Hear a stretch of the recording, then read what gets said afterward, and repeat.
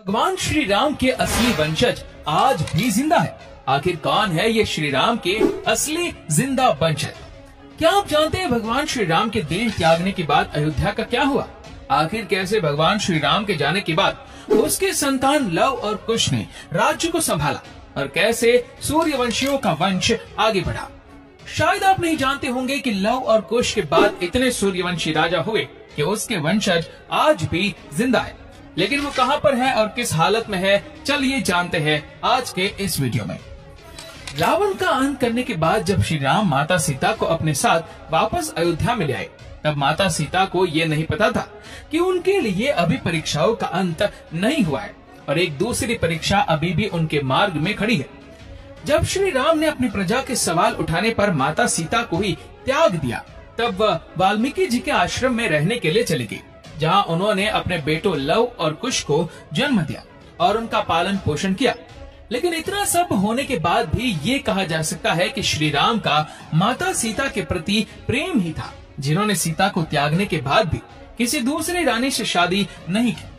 वह सीता की अनुपस्थिति में उनकी कमी को पूरा करने के लिए अपने साथ यज्ञ में सोने की गुड़िया लेकर बैठते थे।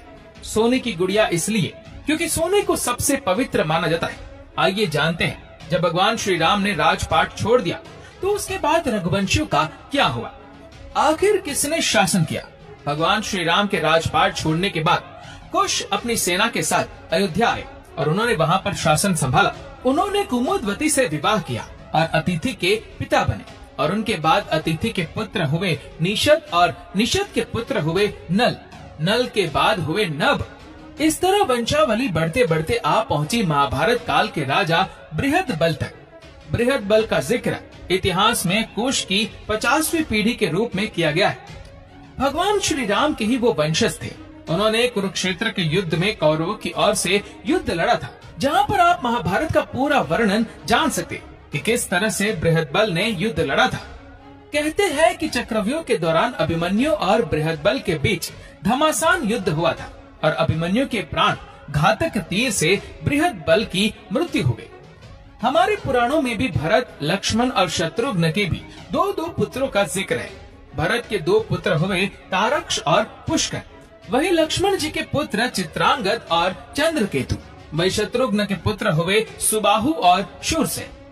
कहते हैं मथुरा का नाम पहले शूरसेन ही था। कहते हैं जब भगवान श्री राम को वनवास मिला तब उस समय में भरत का राज्याभिषेक होने वाला था, लेकिन भरत जी नहीं माने। उन्होंने दक्षिण कौशल प्रदेश में लव और उत्तर कौशल प्रदेश में कुश का अभिषेक कर दिया। भगवान राम के काल में भी कौशल राज्य उत्तर कौशल और दक्षिण कौशल में विभाजित था। कालिदास के रघुवंश चरित्र के अनुसार भगवान श्री राम ने पुत्र लव को शरावती का और कुश को कुशावती का राज्य दिया था। शरावती को श्रावस्ती माने तो निश्चय ही लव का राज्य उत्तर भारत में था और कुश का राज्य दक्षिण कौशल में। वहीं रघुवंश चरित्र के अनुसार कुश को अयोध्या जाने के लिए विंध्याचल पार करना पड़ता था। इससे यह भी सिद्ध होता है कि उनका राज्य दक्षिण कौशल में ही था। कुश की राजधानी कुशावती आज के बिलासपुर जिले में है और कौशल को राम की माता कौशल्या की जन्मभूमि माना जाता है। वहीं दूसरी तरफ ऐतिहासिक तथ्यों के अनुसार लव ने लवपुरी नगर की स्थापना की थी। लवपुरी के बाद में वह लोहपुरी कहा जाने लगा, जो वर्तमान स्थिति लाहौर ही है। यहाँ तक कि इनके एक किले में लव का एक मंदिर भी बना हुआ है। दक्षिण पूर्व एशियाई देश लाओस, थाई नगरी दोनों ही उनके नाम पर रखे गए हैं। ऐसा माना जाता है कि इसके बाद लव के वंशज गुजरात चले गए और मेवाड़ में आकर बस गए, जहाँ उन्होंने सिसोदिया वंश की स्थापना की। शायद यही कारण है कि मेवाड़ का राज प्रतीक भी सूर्य है।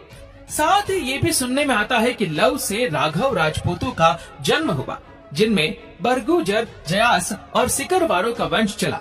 दूसरी शाखा सिसोदिया राजवंश की थी, जिसमें बैसल और गहलोत वंश के राजा हुए। दूसरी ओर कुश ने कुशावती राज्य की स्थापना की, जो छत्तीसगढ़ राज्य के बिलासपुर जिले में है। कुश ने अपना राज्य पूर्व की तरफ भी फैलाया और ऐसा माना जाता है कि थाईलैंड के राजा इसी राजवंश के वंशज थे। शायद इन्हीं कुछ कारण से थाईलैंड के राजा को आज भी राम की उपाधि देने की प्रथा यथावत है। साथ ही कुश से कुशवाहा यानी कछवाहा राजपूतों का वंश चला। इसके अलावा मौर्य, सैनी, शाक्य संप्रदाय की स्थापना कुश के वंश से ही हुई। वहीं जेपी मित्तल की किताब हिस्ट्री ऑफ ऑथेंटिक इंडिया के अनुसार कुश की मृत्यु दुर्जय नामक एक असुर से युद्ध करते हुई थी। इसके अलावा ऐसा कहा जाता है कि लव और कुश में से कुश का ही वंश आगे बढ़ा।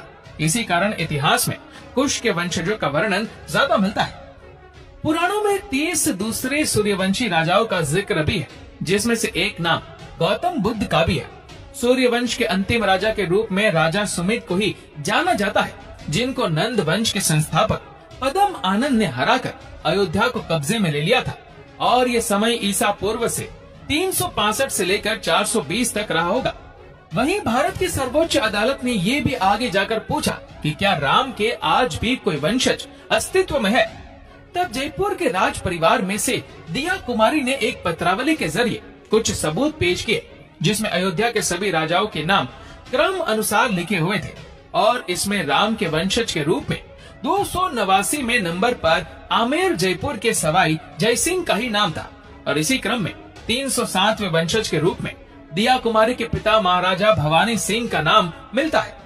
तो इस तरह से आज भी ये वंशावली चलती आ रही है और आगे भी चलती रहेगी। हम भगवान श्री राम के ही अंश हैं, क्योंकि हमारा भारत अखंड भारत था। इस बारे में आपके क्या विचार है, हमें कमेंट बॉक्स में जरूर बताएं।